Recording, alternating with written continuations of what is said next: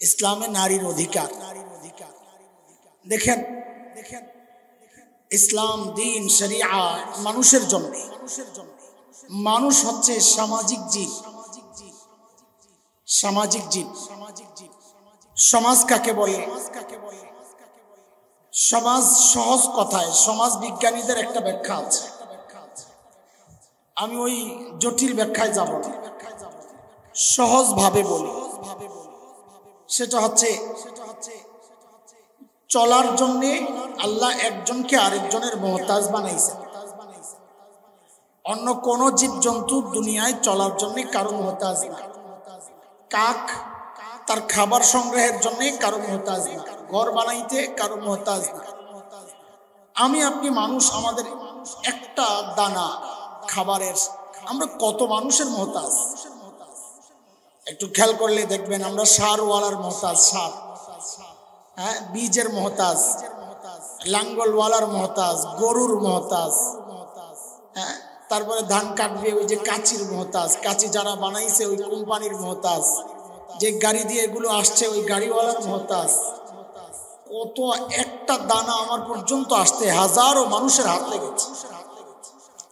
আমি আপনি যে ঘরে থাকি নিজে নিজে হয় না, একাও বানাইতে পারি, হাজারো মানুষের সহযোগিতা নিতে হয়।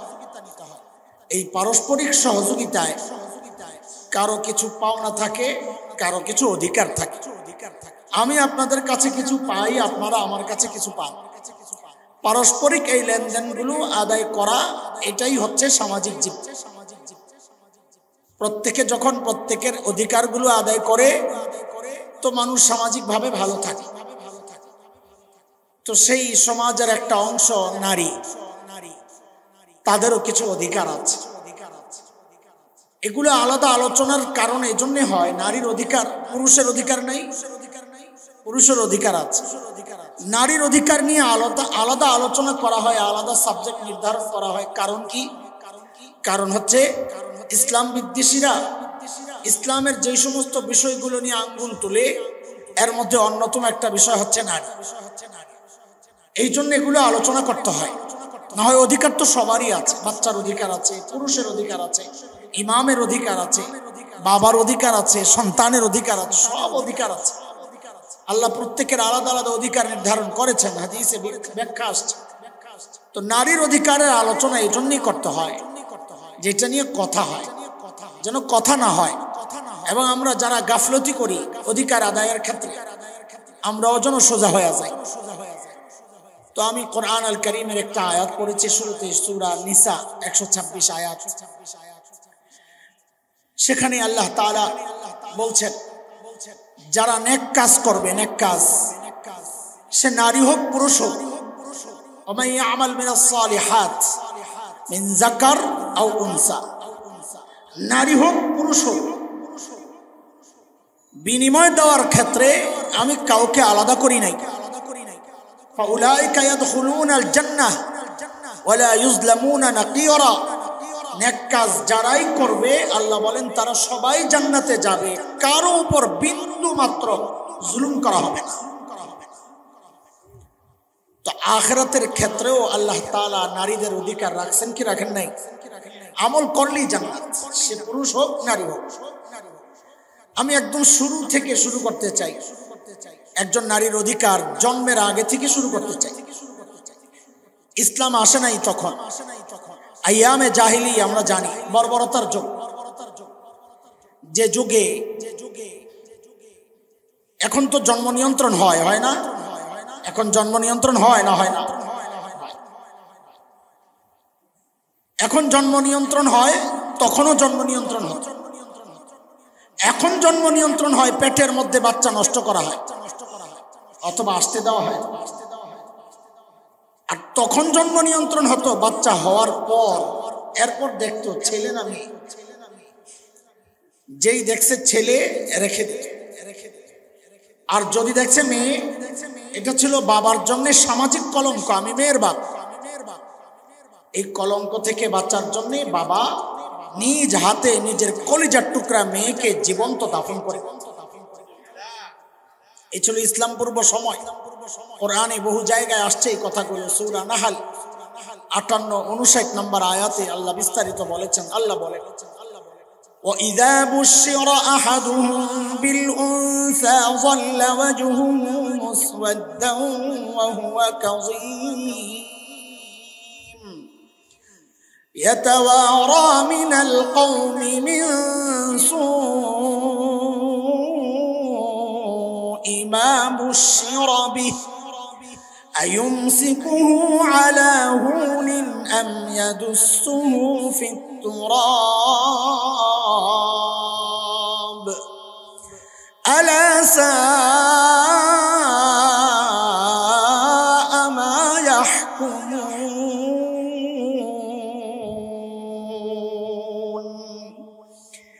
আল্লাহ বলেন, যখন কোনো বাবাকে মেয়ে সন্তানের সুসংবাদ দেওয়া হইত, চেহারা বিবর্ণ কালো হয়ে যেত, কপাল একদম মুছে যেত, সে এখন দ্বিধায় পড়ে যেত। আয়ুমসিকুহু আলা হুন, এই লাঞ্ছনা গঞ্জনা মাথায় নিয়ে বাচ্চাকে রেখে দিবে, আম ইয়াদুসসুহু ফিত তুরাব, নাকি জীবন্ত মাটির নিচে দাফন করে দিবে, সে দ্বিধায় পড়ে যেত। তো আল্লাহ বলতেছেন, তোমাদের এই যে সিদ্ধান্ত মেয়ে হইলে দাফন করো, এটা মারাত্মক অপরাধ। এই তো গেল, আল্লাহ অনুৎসাহিত করছেন কত কঠিন ভাবে। সূরা তাকওয়ির আম্মা পারা 8-9 নম্বর আয়াত, ভয়ঙ্কর আযাবের কথা আল্লাহ তাআলা বলছেন। এই কাজটা যারা করে, আল্লাহ বলেন, ওয়া ইযাল মাউউদাতু সুইলাত বিআই যামবিন কুতিলাত, ওই জীবন্ত দাফন হওয়া মেয়েটাকে জিজ্ঞেস করা হবে হাসরের মাঠে, এই তুমি বলো কোন অপরাধে তোমাকে জীবন্ত দাফন করা হয়েছে। আসলে মেয়েটাকে জিজ্ঞেস করা হবে মেয়ের পক্ষ থেকে বাবার বিরুদ্ধে নালিশ করার, যে আল্লাহ আমি কোনো অপরাধ করি নাই, আমার তো অপরাধের বয়সই হয় নাই, এই নিরপরাধ আমাকে আমার বাবা হত্যা করেছে, আমি বিচার চাই। সন্তানকে আল্লাহ তাআলা আল্লাহর আদালতে বিচার প্রার্থী হিসাবে দাঁড় করাবে যারা এই কাজটা করেছে। তো আল্লাহ তাআলা একজন নারীর অধিকার তার জন্মের আগের থেকেই নির্ধারণ করেছে। আমরা মাঝে মধ্যে বলি এটা, আজকে দুনিয়ার মানুষ মানুষের অধিকারের কথা বলে। আরে মানুষের অধিকার যদি কেউ দেয়, সেটা দিয়েছে ইসলাম। কেন? কারণ হচ্ছে তোমরা তো মানুষের অধিকার চিন্তা করো মানুষ দুনিয়ায় আসার পর, আর ইসলাম মানুষের অধিকার নিশ্চিত করেছে মানুষ দুনিয়ায় আসার আগে। সূরা বনি ইসরাঈল আয়াত 31 আল্লাহ বলেন, ওয়ালা তাকতুলু আওলাদাকুম খাশিয়াতা ইমলাক নাহনু নারযুকুহুম ওয়া ইয়্যাকুম, দারিদ্রতার ভয়ে সন্তান হত্যা করো না। তুমি কি খাওয়াও নাকি? তুমি এত খানার চিন্তা করো, ওদেরকেও আমি খাওয়াই, তোমারও যেমন আমি খাওয়াই, তো খাওয়ার জিম্মাদারি আমার, তুমি কেন টেনশন করো? তো একজন মানুষের জন্মের আগের থেকেই আল্লাহ তাআলা মানুষের অধিকার নিশ্চিত করেছে। সেই ইসলামকে যদি কেউ মানবাধিকার শেখায়, অপাগল আস্তায়। ইসলাম তো মানুষের অধিকার নিশ্চিত করেছে জন্মের আগে থেকেই। তো এই হচ্ছে একজন মেয়ের বেঁচে থাকার অধিকার, এটাকে আমি বলি, নাম দেই বেঁচে থাকার অধিকার। ইসলামের আগে তো বেঁচে থাকারই অধিকার ছিল, ইসলাম তাকে বেঁচে থাকার অধিকার দিয়েছে। এরপর সুন্দরভাবে লালন পালন লালিত পালিত হওয়ার অধিকার। হযরতে আবু হুরায়রা রাদিয়াল্লাহু আনহুর বর্ণনা, মিশকাতের হাদিস, বুখারী মুসলিমের হাদিস, মিশকাতে আসছে 3126 নম্বর হাদিস মিশকাতের। হযরতে আনাস রাদিয়াল্লাহু আনহুর বর্ণনা, নবী আলাইহিস সালাম বলেন, মান আলা জারিয়াতাইন দাখালতু আনা ফিল জান্নাহ। নবী আলাইহিস সালাম বলেন, যে ব্যক্তি দুই মেয়েকে লালন পালন করবে, দেখেন মেয়েরা সমাজের বোঝা না, এটা বাবার জন্য সৌভাগ্যের পলক। এটা আল্লাহ বলতেছেন, নবী বলতেছেন, যে ব্যক্তি দুই মেয়ের লালন পালন করবে, তো নবী বলেন ওই ব্যক্তি আর আমি জান্নাতে পাশাপাশি থাকব। বর্ণনাকারী মুহাম্মদ ওয়া আশারা মুহাম্মদ বিস-সাবাবা ওয়াল ওয়াসতা, বর্ণনাকারী মুহাম্মদ, বর্ণনাকারীদের যে ধারা সনদের একজন ব্যক্তি হচ্ছেন মুহাম্মদ, তিনি জান্নাতে, নবী আর আমি আর ওই ব্যক্তি জান্নাতে ঢুকবো, তিনি আঙ্গুল দিয়া ইশারা করে দেখাইছেন বিস-সাবাবা ওয়াল ওয়াসতা, এই মধ্যমা আঙ্গুলি আর এই শাহাদাত আঙ্গুলি, এই দুই আঙ্গুলি যেমন পাশাপাশি, নবী বলেন ওই ব্যক্তি আর আমি জান্নাতে এমন পাশাপাশি থাকবো। দেখেন আল্লাহ তাআলা একটা মেয়ে যেন সুন্দরভাবে বেড়ে ওঠে, তাকে বাবা বোঝা না মনে করে, নিজের জন্য বেইজ্জতির কারণ মনে না করে, অসম্মানের কারণ মনে না করে। আল্লাহ তাআলা শুরু থেকেই বাবাকে উৎসাহিত করতেছেন যে একটা মেয়েকে লালন পালন করা শুধু বাবা হিসাবে তোমার কর্তব্য, তুমি পালন করছো শুধু তাই না, এটা তোমার জান্নাতে যাওয়ার সোপান। এই মেয়েকে লালন পালন করবা তো তুমি আমার সাথে জান্নাতে থাকবে। এরপর এই মেয়েটা বড় হইল, এখন তার কিছু সামাজিক অধিকার বাস্তবায়ন হবে, এটাই তো স্বাভাবিক। সর্বপ্রথম একটা অধিকার হচ্ছে মালের অধিকার, সে মালিক হবে কিনা। তো আল্লাহ তাআলা কোরআন আল কারীমের সূরা নিসা 32 নম্বর আয়াত আল্লাহ বলেন, লিররিজালি নাসীবুম মিম্মা ইকতাসাবু ওয়া লিন-নিসাই নাসীবুম মিম্মা ইকতাসাবু। আল্লাহ বলেন পুরুষ যা কামাবে এটার মালিক পুরুষ, নারী যা কামাবে তার মালিক নারী। দেখেন এখানে একটা সূক্ষ্ম সুন্দর বিষয় আপনাদেরকে একটু বলি, যে বিষয়গুলো নিয়ে আমাদের বিরুদ্ধে প্রোপাগান্ডা চালানো হয়, ইসলামপন্থীদের বিরুদ্ধে প্রোপাগান্ডা চালানো হয়। সেটা হচ্ছে বলা হয় আমরা নারীর অধিকার স্বাধীনতার বিপক্ষে, নারীদেরকে আমরা কামাই রোজগার করতে দেই না, দেব না, ঘরের মধ্যে বন্দি করে রাখতে চাই।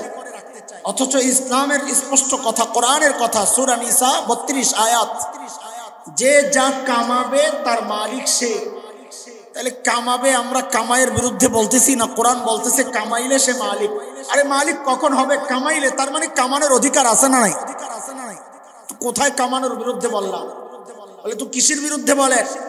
আমরা বলি যখন জন ওই হায়ানাদের কাছে যায় সে কামাই না।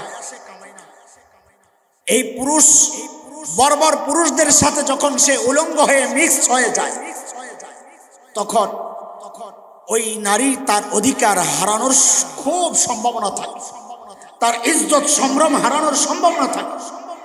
ওই জন্য আমরা বলি তাদের কর্মক্ষেত্র আলাদা করা হোক, পর্দার সাথে তার কর্মক্ষেত্রের ব্যবস্থা করা হোক। কামানের বিরুদ্ধে না, এটা তার ইজ্জত রক্ষার জন্যে, তার সম্ভ্রম, তার সম্মান রক্ষার জন্যে, যেন পুরুষের সাথে মিক্সড হয়ে তারা কামাই রোজগারে না যায়, উলঙ্গ বেহায়া হয়ে রাস্তায় বের না হয়। আমরা তো তার বিরুদ্ধে বলতেছি, তার কামাইয়ের বিরুদ্ধে তো কেউ বলে না। আমরা কিভাবে বলবো যেখানে কোরআনের নির্দেশনা আছে? কিভাবে বলতে পারি? এগুলো প্রপাগান্ডা, ইসলামের বিরুদ্ধে আঙ্গুল তোলার রাস্তা এগুলা। এই রাস্তাগুলা দিয়ে ওরা ইসলামের বিরুদ্ধে কথা বলে। আমাদের মাথা যেন পরিষ্কার থাকে না, ইসলাম তার অধিকার দিয়েছে, সে কামাই করবে। মেয়েরা ঘরের কাজগুলো করে, সেলাই কাজ করে, এখন হাজারো মেয়ে সেলাই কাজ করে ইনকাম করতেছে, হাজারো মেয়ে গার্লস স্কুলে পড়ায় ইনকাম করতেছে, হাজারো নারী মহিলা মাদ্রাসায় পড়ায় ইনকাম করতেছে। তার ইজ্জত ঠিক রেখে, তার সম্ভ্রম ঠিক রেখে, তার পর্দা ঠিক রেখে, তার শরীয়ত ঠিক রেখে যদি সে কামাই করতে পারে, আমরা নিষিদ্ধ করি না, বরং উৎসাহিত করি। স্বামীকে সহযোগিতা করো, উৎসাহিত করি।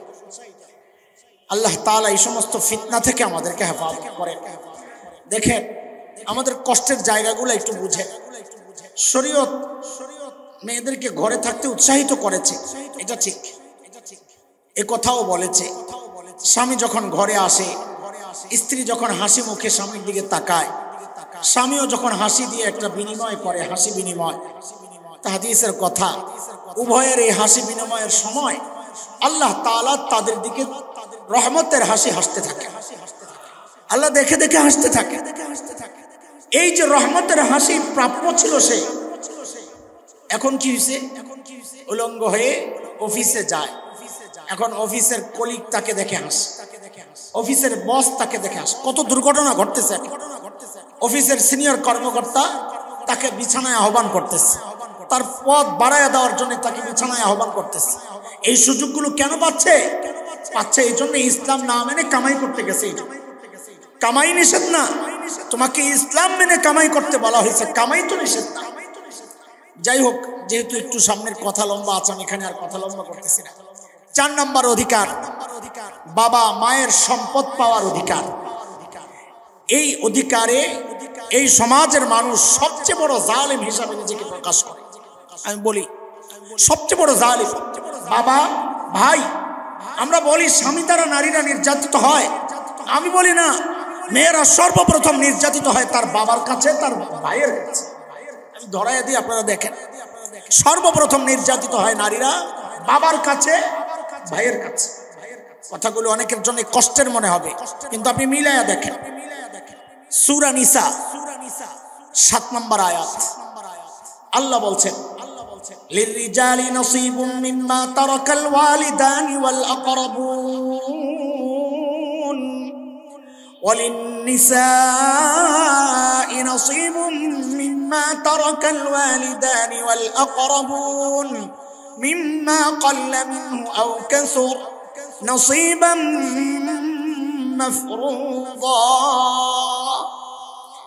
বাবা মা সম্পদ যা রেখে যায় সেটা কম হোক বেশি হোক, তো আল্লাহ বলেন সেটা নারীও পাবে, পুরুষও পাবে, নারীও পাবে। আল্লাহ শুধু পুরুষকে দিচ্ছেন না, নারীকেও দিচ্ছেন। বলেন, বাবা মায়ের রেখে যাওয়া সম্পদ, মিরাস যাকে বলি আমরা, এই মিরাসের সম্পদ আল্লাহ শুধু পুরুষকেও দিচ্ছেন না, নারীকেও দিচ্ছেন?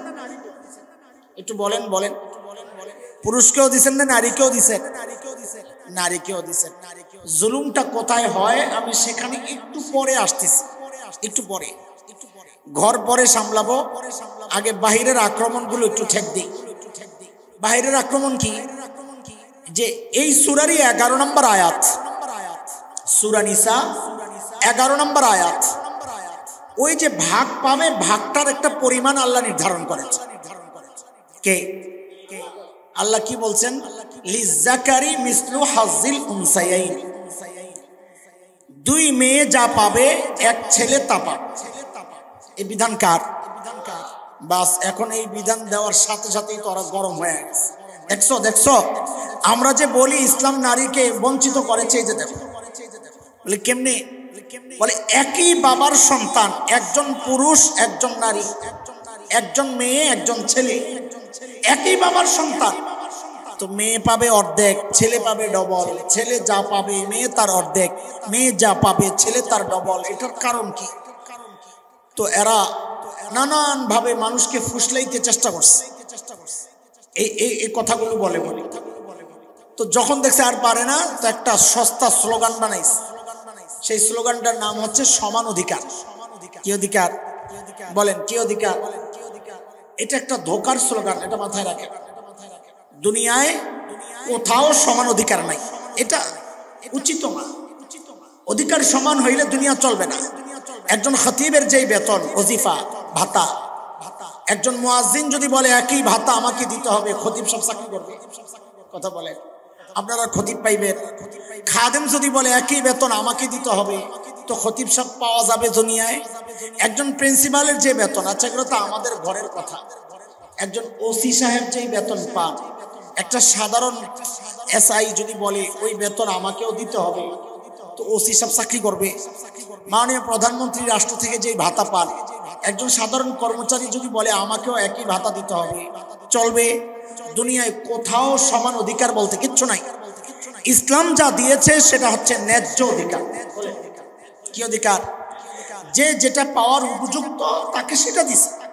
এখন প্রশ্ন হইল, ছেলে আর মেয়েকে আল্লাহ অর্ধেক আর ডাবলের যে হিসাবটা আল্লাহ করলেন, এখানে ন্যায্য অধিকার কেমন? একজন পাইলে অর্ধেক, একজন ডাবল, তো ন্যায্য কেমন?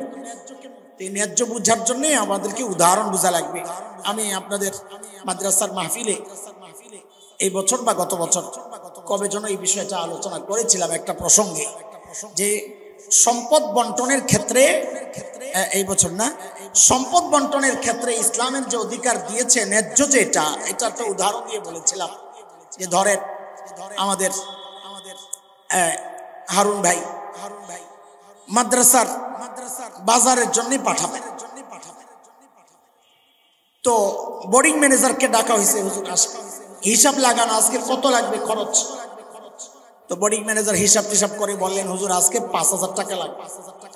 আমার সাথে শব্দগুলো বলবেন তো মাথা পরিষ্কার হবে। বলেন কত টাকা লাগবে? কি জন্যে? বাজার করতে। এই শব্দটাও বলেন কি জন্যে? কত? আবার বলেন কত, কি জন্যে? দুইটা কথা মনে রাখি। হুজুরের ছেলে পিচ্ছি বলে আব্বা আমিও বাজারে যাব। তো যাও, একটু মোড়ামুড়ি করে। তো বাবা আর মা সন্তানের স্বভাব সম্পর্কে সবচেয়ে ভালো জানে। হুজুর বুঝছেন ও কি বলতে চায়? তো পকেট থেকে 100 টাকার একটা কচকচে নোট বের করে দিয়েছেন, নাও মজা খাই। আচ্ছা বলেন দিছেন কত? কি জন্যে? আবার বলেন দিছেন কত? কি জন্যে? আর ওই যে বোর্ডিং ম্যানেজারকে দিছিলেন কত? কি জন্যে? ছেলেকে দিছেন কত? কি জন্যে? মজা খাই। এখন ছেলে 100 টাকা পাইয়া এমন এক পাট লই, জানো না? আরে কি হয়েছে? আরে বলবি তো কি? জানো না? আশ্চর্য, তুই বলবি তো কি হয়েছে? 100 নেব না। তো কত নিবি? 5000। কত? কত? আরে বলেন না। 5000 কেন? উনারে, আরে উনি তো বাজার করবে, আমিও তো বাজারে যাব, সমান অধিকার। আচ্ছা বলেন এই যে সমান অধিকারের দাবিটা, এটা ন্যায্য দাবি না পাগলামি? বলেন যৌক্তিক না পাগলামি? কেন ওকে 5000 দেওয়া হয়েছে কি জন্যে? ওকে 100 দেওয়া হয়েছে কি জন্যে? মজা খাইতে। এখন মজা খাওয়া গ্রুপ যদি বলে আমাকেও 5000 দিতে হবে, এই দাবি যৌক্তিক না অযৌক্তিক? ঠিক ওই যে সমস্ত ভাইরা মেয়েদেরকেও সমান অধিকারের নামে ভাই আর বোনকে সমান সমান দিতে চায়, তাদের দাবিটাও এমন অযৌক্তিক দাবি। কেন? ইসলাম ছেলেকে ভাগ দিছে 2টা, বলে দায়িত্ব দিছে 4টা। কয় দায়িত্ব? এই প্রত্যেকটা দায়িত্ব নিয়ে আমরা আলাদা অধিকার হিসাবে কথা বলবো ইনশাআল্লাহ যদি সময় থাকে। আগে বলেন ভাগ দিছে কয়টা দায়িত্ব? মেয়েকে আল্লাহ ভাগ দিছেন 1টা, দায়িত্ব 0। বলেন সবাই বলে ভাগ কয়টা? দায়িত্ব। আবার বলেন ভাগ দায়িত্ব। ছেলেকে ভাগ দিছে কয়টা দায়িত্ব? বলে 4 দায়িত্ব। কেমনি? ও ছেলে, তুমি যদি স্বামী হও তো স্ত্রীর ভরণ পোষণের দায়িত্ব তুমি স্বামী। ও ছেলে, তুমি যদি বাবা হও তো কন্যার ভরণ পোষণের দায়িত্ব তুমি বাবা। ও ছেলে, তুমি যদি সন্তান হও তো মায়ের ভরণ পোষণের দায়িত্ব তুমি সন্তানের। ও ছেলে, তুমি যদি ভাই হও তো বোনের ভরণ পোষণের দায়িত্ব তুমি ভাইয়ের। তো দায়িত্ব কয়টা? ভাগ কয়টা? এই 2 ভাগ দেওয়া হয়েছে কেন? ওই 4 গ্রুপকে বাজার করে খাওয়াইতে। কি করে খাওয়াইতে? বলেন কি করে খাওয়াইতে? ভাগ কয়টা? দায়িত্ব কয়টা? 2 ভাগ। কেন? বাজার করতে। বলেন না, আগের উদাহরণ মনে রেখেন। 2 ভাগ কেন? বাজার করতে। মেয়েকে আল্লাহ ভাগ দিয়েছেন কয়টা দায়িত্ব? বলে 0। কেমনি? ও মেয়ে, তুমি যদি স্ত্রী হও তো তোমার ভরণ পোষণের দায়িত্ব তোমার স্বামীর। ও মেয়ে, তুমি যদি মা হও তোমার ভরণ পোষণের দায়িত্ব তোমার ছেলের। ও মেয়ে, তুমি যদি কন্যা হও তোমার ভরণ পোষণের দায়িত্ব তোমার বাবার। ও মেয়ে, তুমি যদি বোন হও তোমার ভরণ পোষণের দায়িত্ব তোমার ভাইয়ের। তো ভাগ কয়টা? দায়িত্ব। বলে দায়িত্ব নাই, ভাগ কেন? বলে মজা খাইতে। হ্যাঁ বলেন না কি জন্যে? বলেন না কি জন্যে? ছেলেকে ভাগ দিছে কয়টা? কি জন্যে? বাজার করতে। আরে বলেন না কি জন্যে? মেয়েকে ভাগ দেওয়া হয়েছে কয়টা? কি জন্যে? এখন এই মজা খাওয়া গ্রুপ যদি বলে আমাকেও বাজারওয়ালার মতো ডাবল দেওয়া লাগবে, 5000 দেওয়া লাগবে, তো এই দাবি যৌক্তিক না পাগলামি? এই পাগলামিটাই ওরা খাওয়াইতে চায়, গিলাইতে চায়। কোন স্লোগানের মাধ্যমে? সমান অধিকারের স্লোগানের মাধ্যমে। বুঝে আসছে না কথা? তো ইসলাম নারীকে এই জায়গায় অধিকার দিচ্ছে। কিন্তু দেখেন এরা ইসলামের বিধানে হামলা করে, কিন্তু সামাজিক যেই অত্যাচার মেয়েদের উপর চলছে ওই জায়গায় কথা বলে না। আপনি দেখেন, আমি নিশ্চিত শহরের জমিগুলোর দাম বেশি, এই জন্য শহরের অধিকার কেউ ছাড়তে চায়। গ্রামে গঞ্জে অধিকাংশ মেয়ে তার বাবার বাড়ির সম্পদ পায়। অধিকাংশ মেয়ে বাবার বাড়ির সম্পদ পায় না। কেন? হায় খোদা, অনেকে জানে এটা বাবার বাড়ির সম্পদ যদি আনা হয় এটা আগুন আগুন, নিজের স্বামীর বাড়ির সম্পদ বলে জ্বলে যাবে। জালেম ভাইরা এই ফতুয়া বাজারে ছাড়ছে। অধিকাংশ ভাই গ্রামের, আপনি খবর নিয়ে দেখেন, আরে আমরা নিজেরা ভোগ করব, অথচ দিনই পরিবার, দিনই পরিবার মায়ের সম্পদ চাইলে এখন কেউ আর চিনে না, বোনের সম্পদ চাইলে কেউ চিনে না, ফুফুর দিনই পরিবার। এই জায়গায় কেউ কথা বলে না কতটুকু ভাগ ওইটা নিয়ে কথা, কারণ টার্গেট তো ইসলাম, ওদের টার্গেট তো ইসলাম। এই জন্য ইসলামের ভাগ নিয়ে কথা বলে, আদায় হয়েছে কিনা এই নিয়ে কথা বলে। আর ইসলাম যতদূর দিছে অর্ধেক, ওই অর্ধেক আদায় হয়েছে কিনা এটা নিয়ে কেউ কথা বলে, কেউ কথা বলে। অথচ সমাজের অধিকাংশ মানুষ এই মেয়েদের বাবার সম্পদ রেখে যাওয়া মায়ের সম্পদ। শুধু কি তাই, বাবার সম্পদ পাবে বাবা মরার আগে না মরার পরে? বলেন, একটু বলেন, মরার আগে না পরে? এই সমাজে হাজারো না লাখো লাখো মেয়ে বাবার বাড়িতে এই জুলুমের শিকার। কি বাবা সম্পদশালী, বাবার পুরা বিল্ডিং আছে, বাবা একতলায় থাকে, ভাইরা এক একজন একতলায় থাকে, এমন আছে না নাই? অথবা বাবা এক রুমে থাকে, ভাই আরেক রুমে থাকে, এটা তো অ্যাভেলেবেল। হ্যাঁ বলেন, আটকায় যাবেন তো। সেই বাবার বাড়িতে যখন বিয়ে হওয়া মেয়েটা বেড়াইতে আসে, 2 দিন 3 দিন বাবারও কপাল কুচকে যায়, ভাবি তো আরো গরম। কয়দিন থাকে? আরে জালিম, এই বাবার বাড়িতে তুমি ভাই থাকার যেমন অধিকার আছে একটা রুম নিয়া, এই মেয়েটারও অধিকার আছে আলাদা আর একটা রুম নিয়ে থাকার। বলে কদ্দুর অধিকার? বলে সমান সমান। বলে ইসলাম না অর্ধেক আর ডাবল করছে, কয়টা মরার পর। খেয়াল করছেন জুলুম? খেয়াল করছেন অর্ধেক আর ডাবল কখন? মরার আগে। মাসালা জানেন? মাসালা মরার আগে ছেলে মেয়ের অধিকার। বলেন মরার আগে ছেলে মেয়ের অধিকার। বলেন এটা বলেন, এটা সামাজিক সমস্যা। বলেন মরার আগে ছেলে মেয়ের অধিকার, মরার পরে অর্ধেক আর ডাবল, কারণ তখন দায়িত্বের ব্যাপার চলে আসে ছেলের কাঁধে। তো মরার আগে ভাই আর বোনের অধিকার। বলেন এখন যদি কোনো মেয়ে তার স্বামীকে নিয়ে বাবার বাড়িতে থাকে, তো ওই জামাইটাকেও খোঁচানো হয়। কি বইলা? ঘর জামাই। এই খোঁচাটা সবচেয়ে বেশি কে দেয়? ভাইয়ের বউ। কে দেয়? আরে বলেন কে দেয়? এই স্বামী যদি, এই মেয়ের জামাই যদি ঘর জামাই হয়, তো তুমিও তো ঘর বউ। বুঝেন নাই কথা? বুঝেন নাই কথা? তোমার বাড়ি এটা, তোমার তো বিয়ে করে আনছে এই ছেলে, তো তুমি তোমার বাপের বাড়ি যা থাকো। আমি কেন থাকো? আমার জামাইয়ের বাড়িতে। আমি তো তোর জামাইয়ের বাড়ি করতে গেছে, এটা তো তোর জামাইয়ের বাপের বাড়ি। তোর জামাই বাড়ি হবে তোর শ্বশুর মারা গেলে, আর আগে না। ভেজালটা কি বুঝছে? এই জায়গায় কথা বললে বহু মানুষের মন খারাপ হয়ে যায়। বরং আমি মনে করি ওরা যতটা জুলুম করতেছে ইসলামের উপর আপত্তি করে, এই সমাজের দিনদার মানুষরা মেয়েদের উপর তার চেয়ে বেশি জুলুম করতেছে, তার অধিকার থেকে তাকে বঞ্চিত করে। বাবার বাড়িতে মেয়েরা যেতে পারে না। তোর শ্বশুর বাড়ি নাই, তোর সংসার নাই, আমরা তোরেও মালুম নাকি? ছেলের যে বলতেছেন বিয়ের সময় খেয়াল রাখবেন, দেখবেন এই বাবারা খেয়াল রাখেন। বিয়ের সময় ছেলের বউকে দিতে হবে গয়না, আর মেয়ের দিলে হয়ে যায় যৌতুক।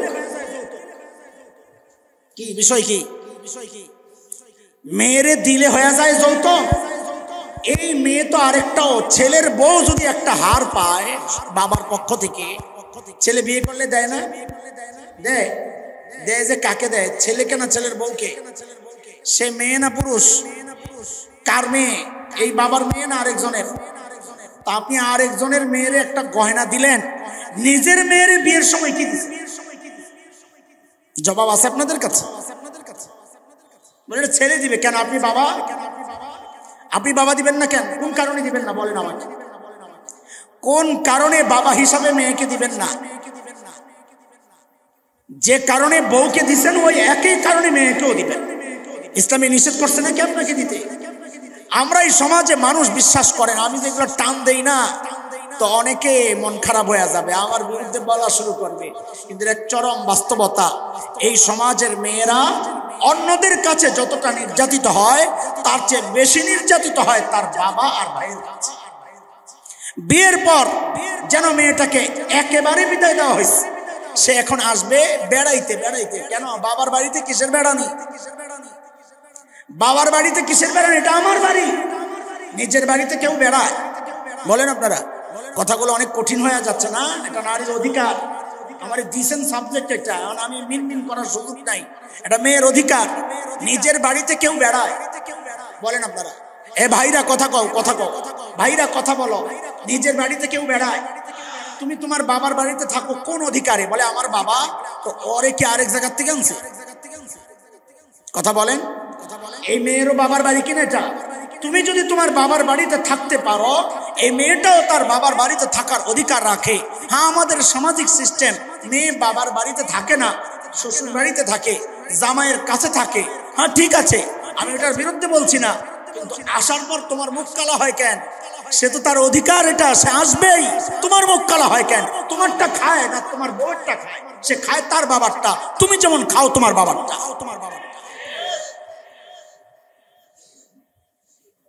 অবস্থা বুঝছেন?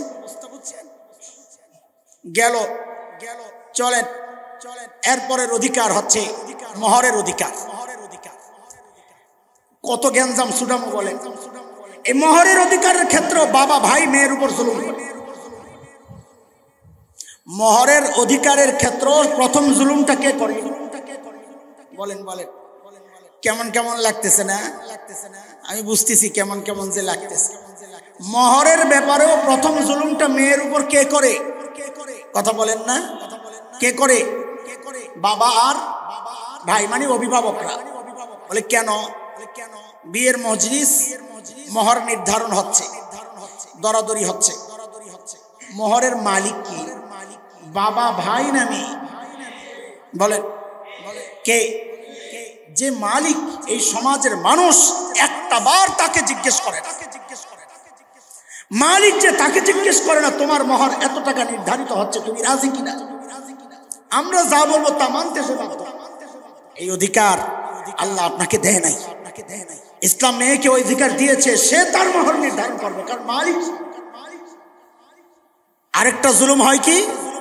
মোহর কত? 5 লাখ। কত? আবারও জিজ্ঞেস করি মালিককে। বলেন মালিককে। লেখা থাকে নগদ কত, বাকি কত? নগদ 2 লাখ, নগদ 3 লাখ, বাকি 2 লাখ। 3 লাখ নগদ কই টাকা দিছে? কয় না। কই? ওই বাজার সদাই গয়না টয়না। আরে মিয়া, টাকা কার বাজার করে?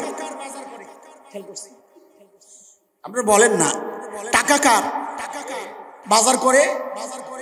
তুমি যে বাজার করলা, জামাই জামাই শ্বশুর বাড়ির লোকজন বাজার করে নিয়ে আসে, তুমি যে বাজার করলা, মেয়েটাকে জিজ্ঞেস করছো যে তোমার 3 লাখ টাকা দিয়ে বাজার করতে চাই, তুমি রাজি কিনা?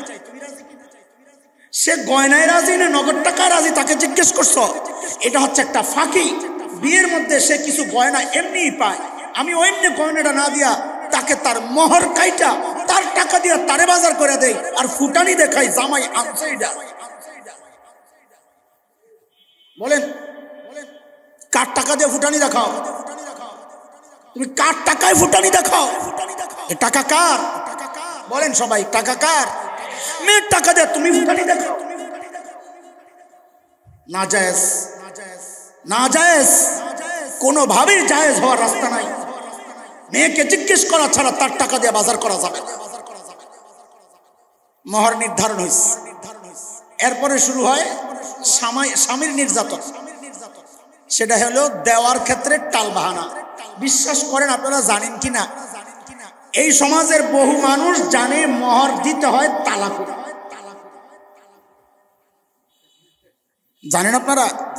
আমি এক উকিলকে জিজ্ঞেস করছিলাম এই কথা, যে বিয়ের সময় মোহর দিছে, এটা স্ট্যাম্পে লেখা আছে, এখন এটা কিভাবে ফয়সালা করা যায়? তো উকিল আমাকে বলে যে তালাক ছাড়া মোহর কিভাবে ক্লিয়ার হয়। তার মানে আমি বুঝে গেছি এই সমাজের মানুষের মাথায় ঘুরে মোহর ক্লিয়ার করতে হয় কখন? তালাক দিলে। তালাক দিলে লা হাওলা ওয়ালা কুওয়াতা ইল্লা বিল্লাহ। মোহর ক্লিয়ার করতে হয় নারীকে স্পর্শ করার আগে। কিন্তু এই সমাজের মানুষ বাসর ঘরে যায় একটা ডাকাতি করে। কি ডাকাতি? ডাকাতি শোনার আগে আমাদের গ্রাম অঞ্চলে, আমাদের গ্রামের পাশে একটা জায়গা আছে, এখন হয় না, একসময় খুব ডাকাতি হতো, রাতে ডাকাতি হতো। ওই কারণে আমরা ওদিকে প্রোগ্রামও দিতাম না, যাইতাম ঠিকঠাক। আসার সময় ওরা বরকতের নিয়তে আমাদের সাথে যা থাকতো ওগুলা রেখে দিত, বরকতের নিয়ত। এই জন্যই ওই রাতে ওদিকে যাইতাম না, এখন কমস। তো একবার নাকি এক গরু ব্যাপারী গরু বিক্রি করে যাইতে দিয়েছিল, রাতে ডাকাইতে ধরছে, ধইরা যা ছিল সব রেখে দিস। রেখা দেওয়ার পর যখন চলে যাচ্ছে বলে ডাক দিছে, বেটা তো ডরে শেষ, আইসা মাফ চাইতেছে, তো পায়ে ধরে। কেন? ওই লোক মনে করছে কি যা নেওয়ার তো নিচে, আমার মনে হয় কাপড় চোপড়টি খুলে রেখে দিই, বেজ্জতি করিস না ভাই, জান দিস সব নিস, কাপড় খুলে রাখ। না না না, কাপড় খুলে রাখার জন্য ডাক দেই। তো কি জন্য ডাক দিস? বলে এই যে টাকা পয়সা দিয়ে গেলা, মাফ করে দিয়ে যাও। কি করে দিয়ে যাও? মাফ করে দাও। সব মাফ। এটা সুরির কোপ খাইবো নাকি? সব মাফ, সব। আরেক জায়গায় শুনছি যাওয়ার সময় ওটা হাসি দিয়া যা। মাফ যে করছো সেটা কেমনে বুঝবো? ওটা হাসি দে, তো হাসি দিছে, প্লাস্টিকের হাসি, যা এবার যা। এটা হইলো রাস্তার ডাকাত। আর এই সমাজে বহু পুরুষ আছে, ও বাসর ঘরের ডাকাত। যায় বউরে কয়, মোহর যা ধরছ এগুলা মাফ না করলে তোমার দিকে তাকাবো না, ধরবো না, শুবো। এই বেচারি তোমার দিকে তাকায়া তার বাড়ি ছাড়ছে, তার জন্মভূমি ছাড়ছে, তার মা ছাড়ছে, তার বাবা ছাড়ছে, তার আপনজন ছাড়ছে, সব ছাইরা তোমার কাছে আসছে। আর তুমি জানেন এই সামান্য পয়সার জন্য বলতেছো তোমার দিকে তাকাবো নয়, টাকা মাফ না করে। ওইটা ছুরি ধইরা ডাকাতি করছে রাস্তায়, হলো রাস্তার ডাকাত। আর যে বাসর ঘরে মোহর মাফ করায়, ওটা হলো বাসর ঘরের ডাকাত। হারাম এটা, এইভাবে মোহর মাফ করানো হারাম। আল্লাহ তাআলা বলতেছেন, ওয়া আতুন নিসা সাদকাতিহিন্না নিহলা, সূরা নিসা 4 নম্বর আয়াত। ওয়া আতুন নিসা সাদকাতিহিন্না নিহলা, নারীদের মোহর খুশি খুশি দিয়ে দাও। এটারে বোঝা মনে করো না, তার প্রাপ্য, তার পাওনা, তার পাওনা তাকে আদায় করে দাও। দেখেন এই সমস্যাগুলো আমাদের মনে হয় নাই, এখানে যারা বসছে এগুলো সব বাইরের মানুষের কথা, খালি ওই মিডিয়াওয়ালাদের মাধ্যমে ওদের কাছে যাবে। আমরা তো সবাই মুত্তাকি মানুষ, রোজা রাখছি, সুবহানাল্লাহ। সমস্যা রন্ধ্রে রন্ধ্রে, সমাজের রন্ধ্রে রন্ধ্রে। আমি যে আরো কিছু টান দেই, সামনে কান্নাকাটি শুরু হয়ে যাবে, আমার বিরুদ্ধে চেতাচেতি শুরু হয়ে যাবে, সব পেসপুস লাগাইতে আইছে। পেস তো লাগাইছে না আপনারা, আমি ছুটাইতে চেষ্টা করতেছি। মেয়েদের অধিকার এগুলা ইসলাম তাকে দিয়েছে, আমরা দেই না। আরো উল্টা আমাদের মাথায় ইসলাম বিদ্বেষীরা বোঝা চাপায়, মিথ্যা অপবাদ দিয়া। ইসলাম যেগুলা দিছে ওগুলাও তো দেই না আমরা। কয়টা গেল? 4টা অধিকারের কথা বলেছি। 1 নম্বর, মেয়ের বেঁচে থাকার অধিকার ইসলাম দিয়েছে। 2, সুন্দরভাবে বেড়ে ওঠার অধিকার। ইসলাম বলেছে তুমি মেয়েকে লালন পালন করো, তো নবী বলেন আমি আর তুমি জান্নাতে একসাথে থাকবো, সুবহানাল্লাহ। 3, তার সম্পদের মালিক হওয়ার, কামাই রোজগারের মালিক হওয়ার অধিকার। 4, বাবা মার আপনজনের রেখে যাওয়া মৃত্যুর পর ওই সম্পদের অধিকার। 5 নম্বর, দেখেন বিয়ের ক্ষেত্রে ইসলাম স্বামী নির্বাচনের ক্ষেত্রেও তাকে অধিকার দিয়েছে। মেয়ে বড় হয়েছে, এখন বিয়ে হবে, স্বামী নির্বাচনের ক্ষেত্রেও ইসলাম তাকে অধিকার দিয়েছে, সুবহানাল্লাহ। হাদিসের কথা, হযরত আবু হুরায়রা রাদিয়াল্লাহু আনহু বর্ণনা করেন, বুখারী মুসলিমের হাদিস, মিশকাতে আসছে 3126 নম্বর হাদিস, 3126 নম্বর হাদিস। নবী আলাইহিস সালাতু ওয়াস সালাম বলেন, লা তুনকাহুল আইম হাত্তা তুস্তামার ওয়ালা তুনকাহুল বিকরু হাত্তা তুস্তাজান। ক্বালু ইয়া রাসূলুল্লাহ কাইফা ইজনুহা? ক্বালা আন তাসকুত আও কামা ক্বালা আলাইহিস সালাতু ওয়াস সালাম। নবী বলেন, বিবাহিত নারী হোক তালাকপ্রাপ্তা অথবা অবিবাহিত নারী হোক, তার অনুমতি ছাড়া তাকে বিয়ে দেওয়া যাবে না। সুবহানাল্লাহ বলবেন না? এখন তো অনুমতি লাগে না, বাবা মা যা বলে তাই। এটা আমাদের এই দেশের নারীদের একটা সৌন্দর্য, যারা বাবা মার বাধ্য সন্তান, বাবা মার সিদ্ধান্তকে তারা মেনে নেয়, বাবা মার পছন্দকে তারা মেনে নেয়, নিজের পছন্দ না হইলেও মেনে নেয়। এটা এই সমাজের মেয়েদের একটা সৌন্দর্য, আলহামদুলিল্লাহ আলহামদুলিল্লাহ। কিন্তু আমাদের অভিভাবকদের কর্তব্য হচ্ছে তার সাথে একটু আলাপ করা, তার সাথে একটু কথা বলা। অমুকের সাথে তোমাকে বিয়ে দিতে চাই, তোমার অনুমতি আছে কিনা? মেয়ের অনুমতি ছাড়াও বাবা চাইলে বিয়ে দিতে পারবেন, মেয়ের অনুমতি ছাড়াও বাবা বিয়ে দিতে পারে, উকিল বিয়ে দিতে পারে।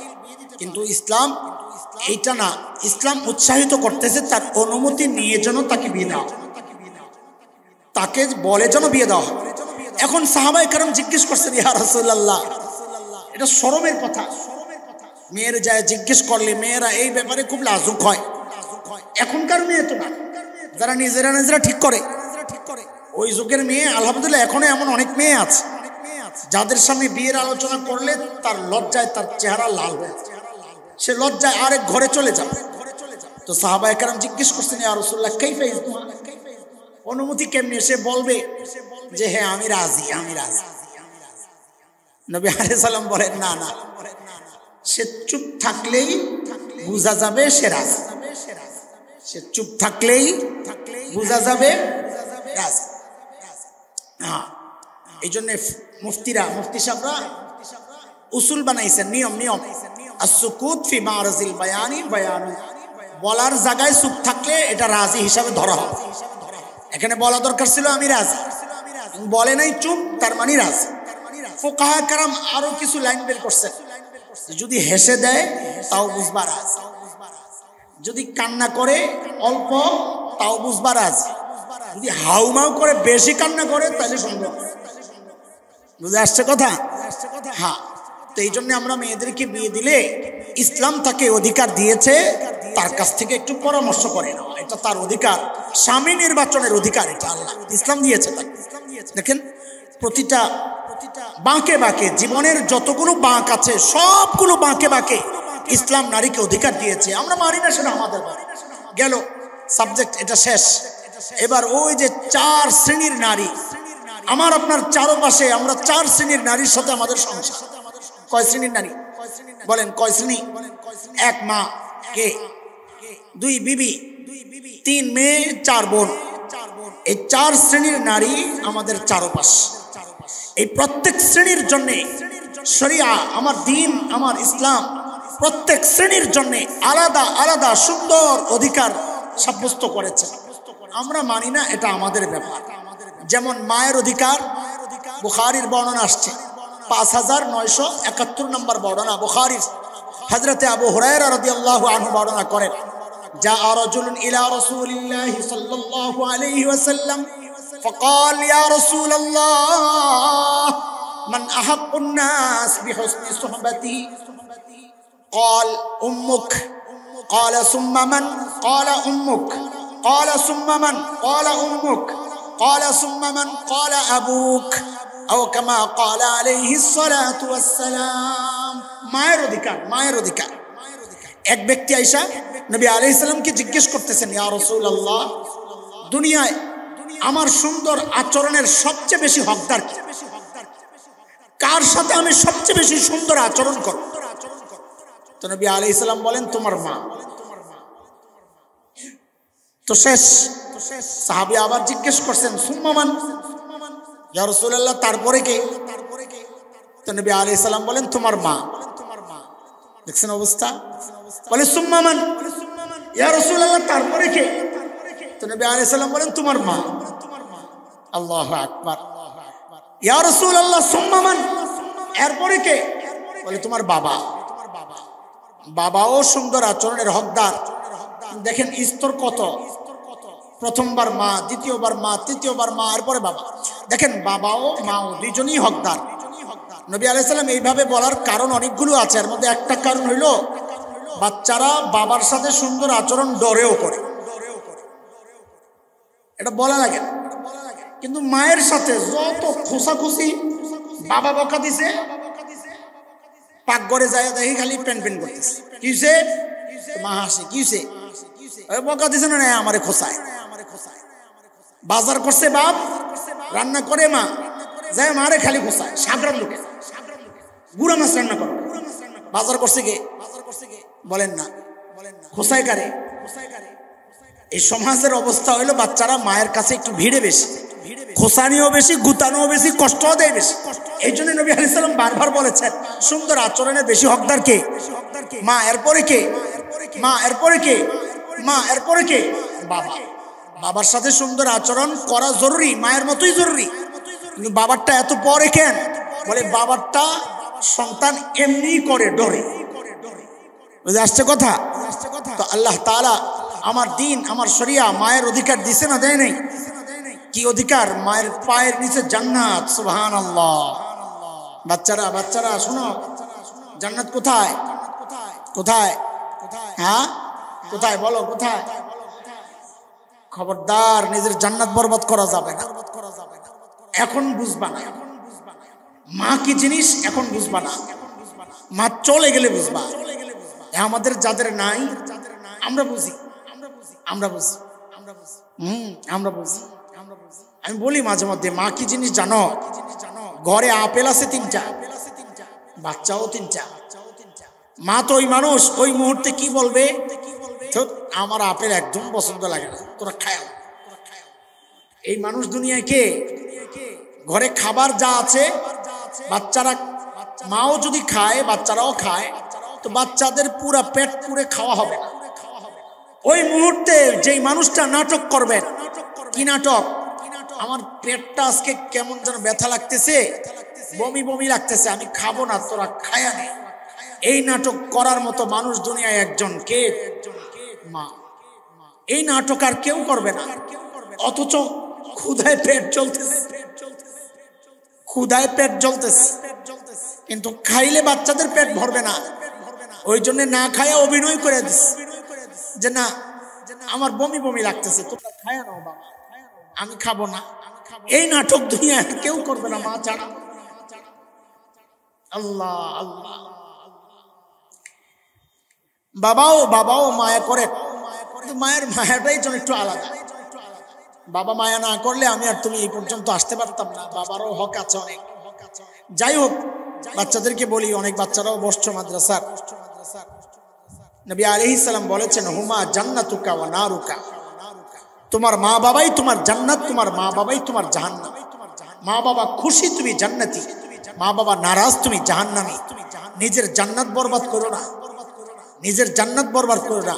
এক হাদিসে নবী আলাইহিস, আচ্ছা এখানে এমন কে আছেন যে চান না তার বয়স বাড়ুক, লম্বা বয়স পান? এমন কে আছেন চান না? হ্যাঁ,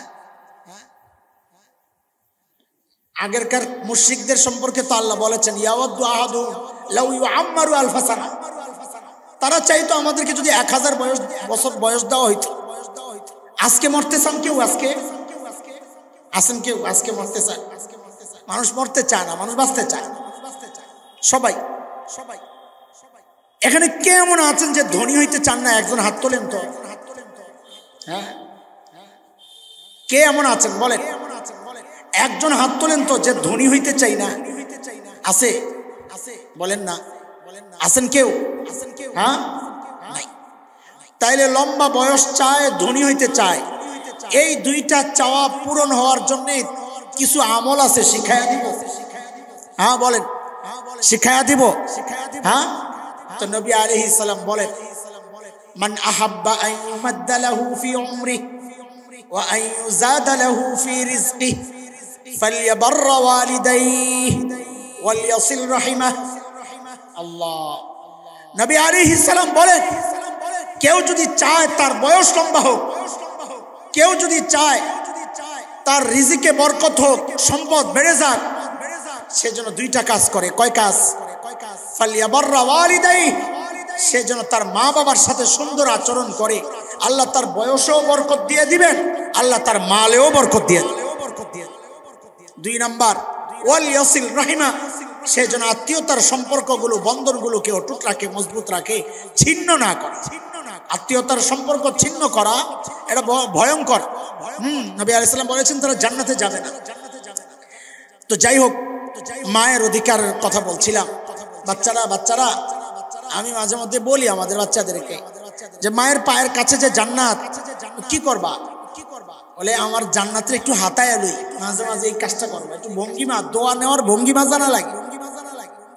নবী আলাইহিস সালাম শিখাইছেন না, কান্না আসে না তো কান্নার ভান করো, ভানেরও দাম আছে। মা বাবার থেকেও ভান করে করে দোয়া নিতে হয়, মুরব্বীদের কাছ থেকে ভান করে করে দোয়া নিতে হয়। তো মা বাবার কাছে ভান করা কি? ওই পায়ের কাছে জান্নাত না, শুইলে যাই একটু পাওটা ঠিক আছে, একটু পায়ের মধ্যে তেল লাগায়। আমাদের তো নাই, পারি না, এই জন্য তোদেরকে বলতেছি একটু তেল লাগায়, মাথার মধ্যে একটু তেল লাগায়, কাজে একটু হাত দাও, মা আমার কাছে দাও। ঘর ঝাড়ু দিতেছে, ঝাড়ুটা থাবা দিয়ে নিয়ে নাও, মা আমার কাছে দাও। খোদার কসম খায়া বলি, তুই দুনিয়ায় আটকাবি না, আখিরাতেও আটকাবি না। খোদার কসম খায়া বলি, ইমানটা নিয়ে যদি কবরে যাওয়া যায় তো তুই দুনিয়ায় আটকাবি না, আখিরাতেও আটকাবি না। কসম খায়া বলি। গেল মায়ের অধিকার নিয়ে বলছিলাম। 2 নম্বর স্ত্রীর অধিকার। 4 শ্রেণী নিয়ে আমাদের বসবাস, মা, স্ত্রী, কন্যা আর বোন। স্ত্রীর অধিকার এতক্ষণ তো যা বলছি, মোহরের অধিকার, বিয়ের অধিকার, এগুলা স্ত্রীর অধিকার, তারপরেও আলাদা করেই বলা আছে। হযরত আবু হুরায়রা রাদিয়াল্লাহু আনহুর বর্ণনা, নবী আলাইহিস সালাতু ওয়াস সালাম বলেন, আকমালুল মুমিনিনা ঈমানান আহসানুহুম খুলুকা ওয়া খিয়ারুকুম খিয়ারুকুম লিনিসাইহি খুলুকা আও কামা ক্বালা আলাইহিস সালাতু ওয়াস সালাম। তিরমিজি শরীফের বর্ণনা, 1912 নম্বর বর্ণনা। নবী আলাইহিস সালাম বলেন, তোমাদের মধ্যে কামেল ঈমানওয়ালা, ঈমান পরিপূর্ণ হয়েছে বুঝা যাবে কখন? যখন দেখবা যার চরিত্র যত সুন্দর তার ঈমান তত পরিপূর্ণ। যার চরিত্র স্বভাব যত সুন্দর তার ঈমানও তত সুন্দর, দামি। বলে চরিত্র সুন্দর এটা প্রকাশ পাবে কোথায়? তো নবী বলেন, খিয়ারুকুম খিয়ারুকুম লিনিসাইহিম খুলুকা। নিজের বউয়ের সাথে সবচেয়ে ভালো আচরণ যে করে তো বুঝতে হবে বাইরেও তার আচরণ সবচেয়ে ভালো। বহু মানুষ আছে বাইরে ভদ্রলোক, ভিতরে যান আছে না, বাইরে ভদ্র মানুষ, আমি কত দেখছি, এর মতো ভদ্র দুনিয়ায় কেউ নাই, এর মতো বুজুর্গ দুনিয়ায় কেউ নাই। কিন্তু ভিতরে গেলে যায় খবর লওয়া যায় বউয়ের সাথে পিটাপিটির মুআমালা, খালি বউ মারে, বউ পিটেন না, পাবলিক আছে না। নবী আলাইহিস সালাম বলে, বজ্জাত আর কেউ নাই, দিনে পিটায় আবার রাতে বেরিয়ে। এই জন্য আমার চরিত্র সুন্দর কিনা, আমার ঈমান কামিল কিনা বুঝবো কেমনে? বলে আমার স্বভাব চরিত্র কেমন? বলে স্বভাব চরিত্র ভালো কিনা বুঝবো কেমনে? বলে যার আচরণ বিবির সাথে সুন্দর তার আচরণ বাহিরেও সুন্দর, যার আচরণ যত বেশি সুন্দর তার ঈমানও তত কামিল। এটা তো হাদিসের কথা। আল্লাহ তাআলা নারীদের সম্পর্কে আমার আপনার কাছে সুপারিশ করতেছেন। সুপারিশ কার? কি? ওয়াশিরুহুন্না বিল মারুফ, মেয়েদের সাথে বিবিদের সাথে সুন্দর আচরণ করো। বউয়ের পক্ষে সুপারিশ করছেন কে? বলেন না, অধিকার দিছে না দেয় নাই? আমরা বাস্তবায়ন না করলে দোষ কি ইসলামের? আমরা পালন না করলে দোষ কি ইসলামের? আমরা বিবিদের সাথে সুন্দর আচরণ করবো ইনশাআল্লাহ তাআলা, হাসি দিয়ে কথা বলবো, আল্লাহর রহমত নাজিল হবে, সন্তানরা ভালো মন মানসিকতার হবে। যেই ঘরে বাবা মা লেগে থাকে ওই ঘরের সন্তান কোনোদিন ভালো হয়।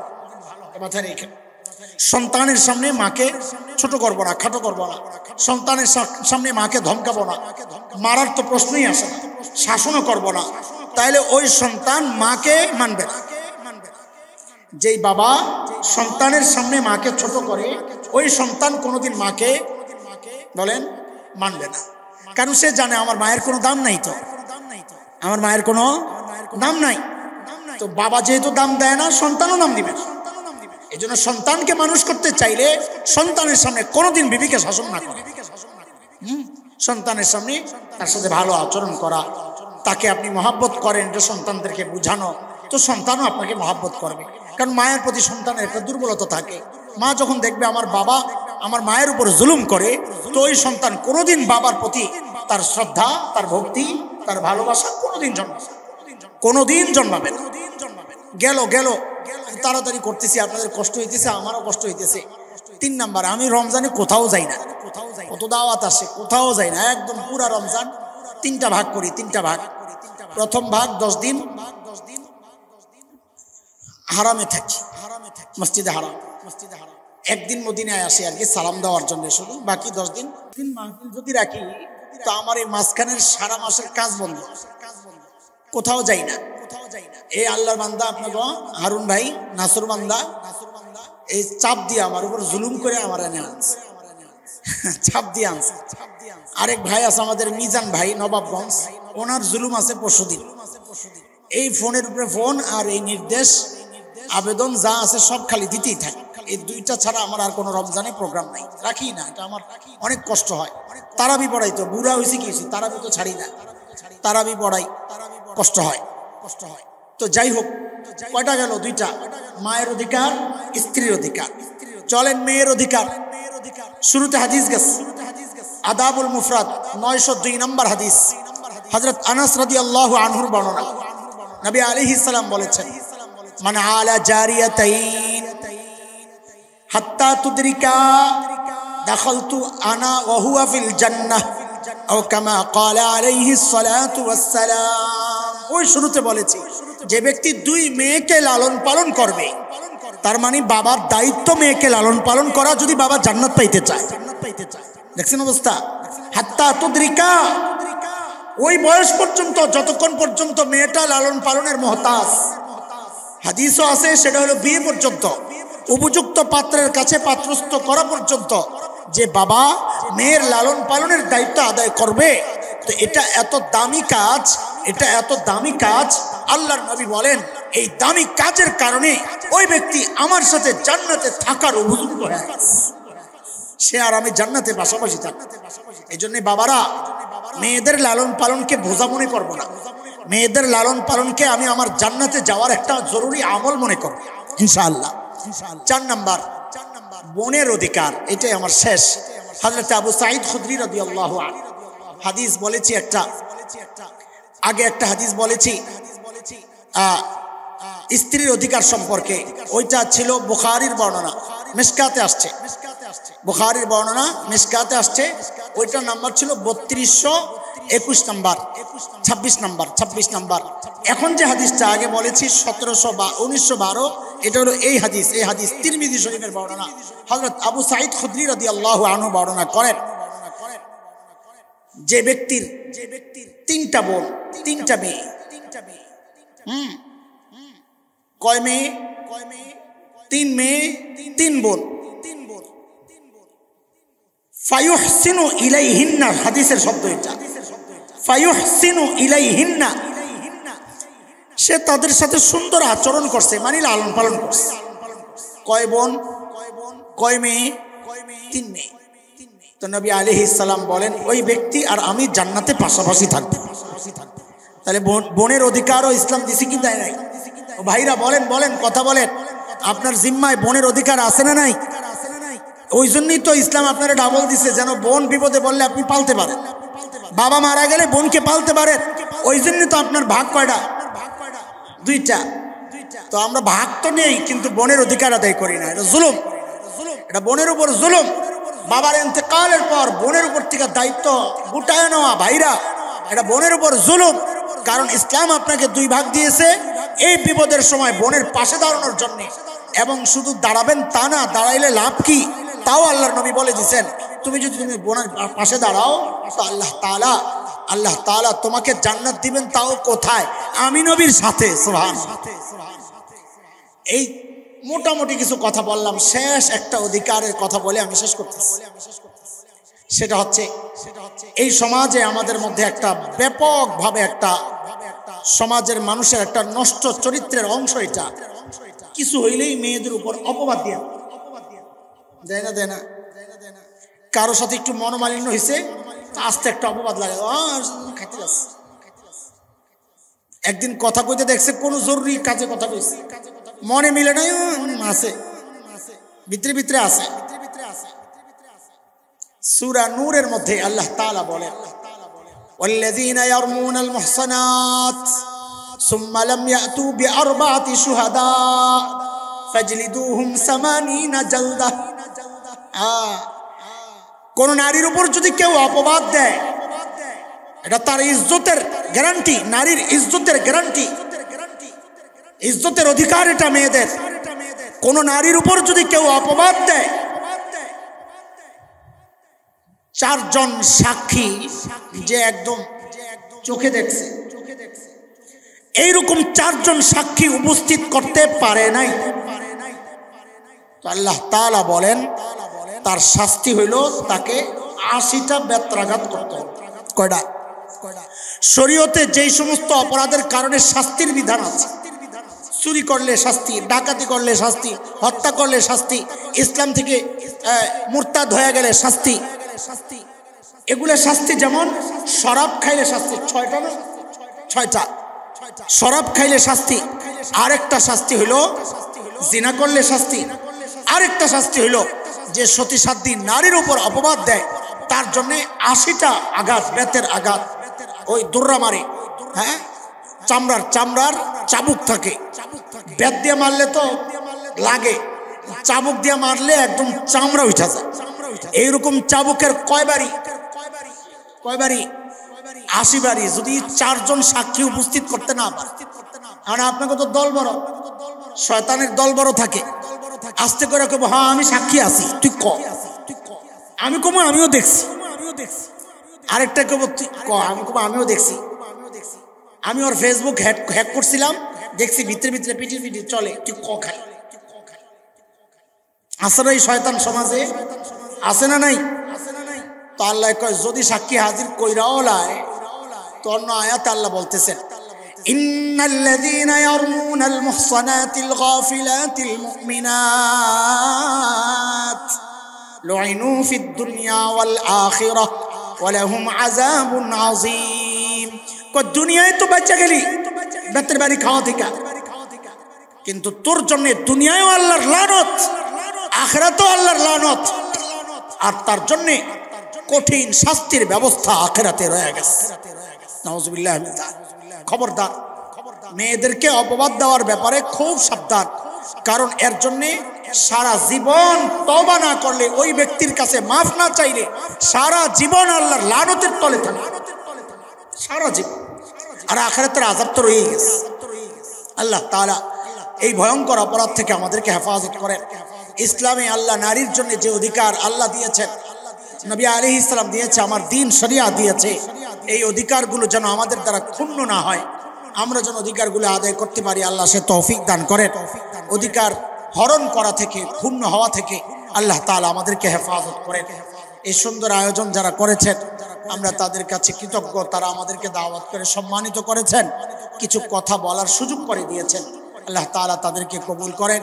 এই মসজিদটাকে গোটা দুনিয়ার ইলম আর হেদায়েতের মার্কাজ বানায়, আমিন। এই মাদ্রাসাকে আল্লাহ তাআলা দারুল দেওবন্দের মতো কবুল করেন। মাদ্রাসার মুহতামিম সাহেবকে, আমাদের আকাবিরদের একজন, আল্লাহ হযরত কাসেম নানতুবির গুণ দিয়া সাজায়া দেন। মাদ্রাসার আসাতিজায়ে কিরামকে আল্লাহ তাআলা শাইখুল হিন্দের গুণ দিয়া সাজায়া দেন। এই জামিয়ার ছাত্রদেরকে আল্লাহ যুগের মাদানী আর যুগের থানবী বানায়া দেন। আর আপনারা যারা এলাকাবাসী আছেন, আল্লাহ তাআলা আপনাদেরকে আনসার সাহাবীদের গুণে গুণান্বিত করে দেন, আমিন। ওয়া আখিরু দাওয়ানা আলহামদুলিল্লাহি রাব্বিল আলামিন।